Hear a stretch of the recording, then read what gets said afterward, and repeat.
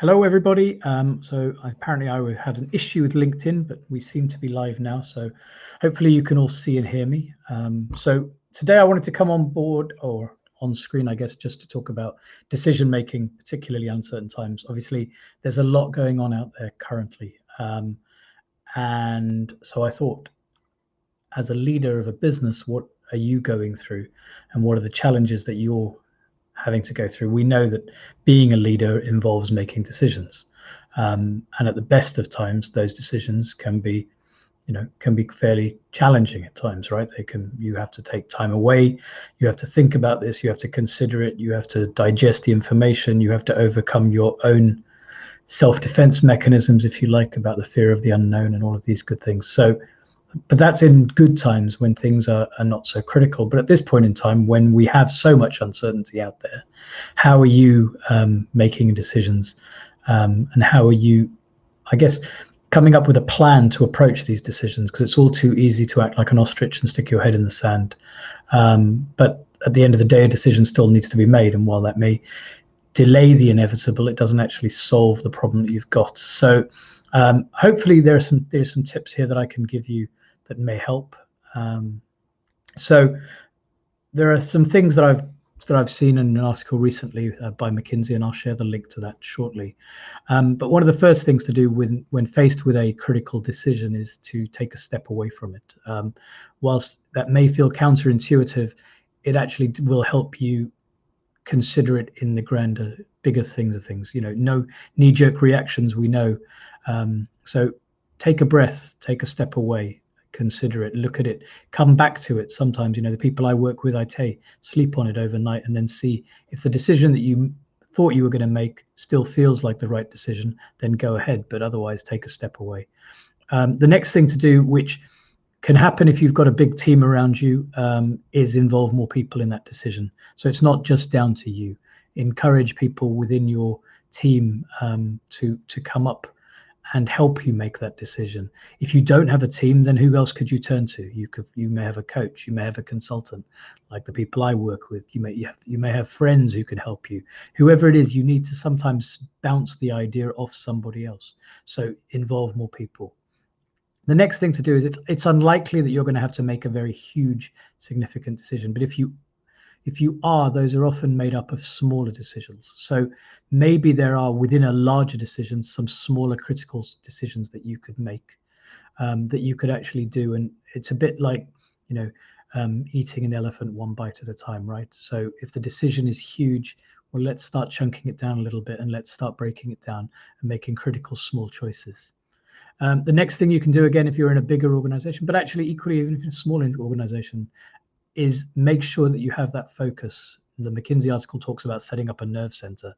Well, when I read that, it was more about making sure that you have time to focus on this. So that means stepping away from that day to day, and you'll know that I often talk about leadership being the part about delegation, right? And passing things on so that you can focus on the critical issues that affect you and your business. So in this instance, when you have that big decision to make, the last thing you want to be doing is starting to make decisions about little things that are going to distract you, right? So we need to have that focus, and we need to create that time for that focus and that space to focus.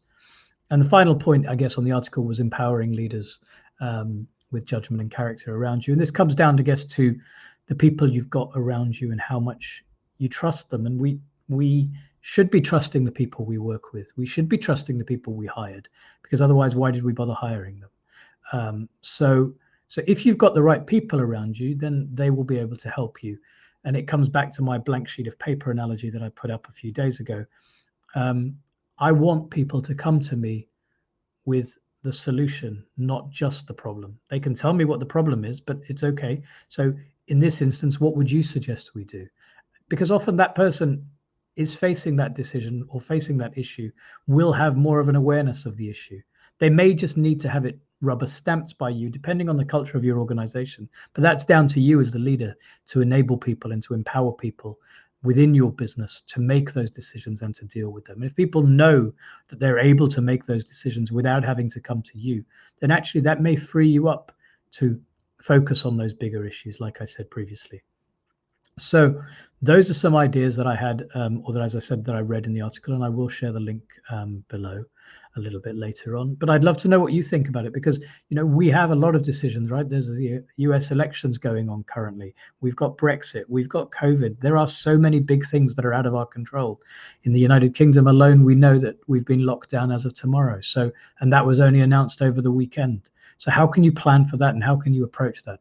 And what does that mean for you and your business? And I'm sure, like many other people who I've spoken to in the last few days, they've had to make those big decisions, and they've had to decide what that means. And does that mean that their business can stay open or close? Does it mean their staff will work? Do they have to make people? The furlough scheme is being extended in the UK, which is great news, but is that just putting off the inevitable, if you like? So, where are you in this? What do you do when you're faced with a big decision? How do you deal with it? Is there anything different? Is there anything out there that you can think of that might be of use to other people? Please share it below in the comments and let us know. Let us know what is there. So that's my piece around decision making. A small or a short update on Escape the Corporate, or the Corporate Escapee. I'm closing the doors to that membership group on Friday.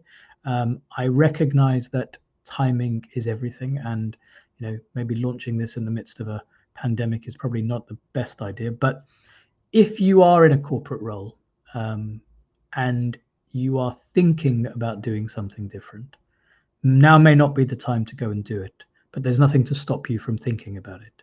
So what I would urge you to do is, if that sounds like you, and if it was like I was a few years ago, if that sounds like you, why don't you go to my landing page, escapethecorporate.com, or message me or DM me, or send me an email, whatever it is, and let's have a conversation, because maybe we can support you, or I can support you whilst you're still employed, so that you're still getting your salary and you're still receiving income and you're doing all of those good things, but preparing for things when things go back to normal, because at some point they will go back to normal in some state of whatever the new normal might look like. So anyhow, that's just a quick update. Yeah, the doors for that membership will close on Friday. If you are interested, please go to the landing page, escapethecorporate.com, sign up there, drop me an email, and I look forward to speaking to you guys soon, and good luck with the decision making. I hope my thoughts have helped. Thanks very much, everybody. Bye.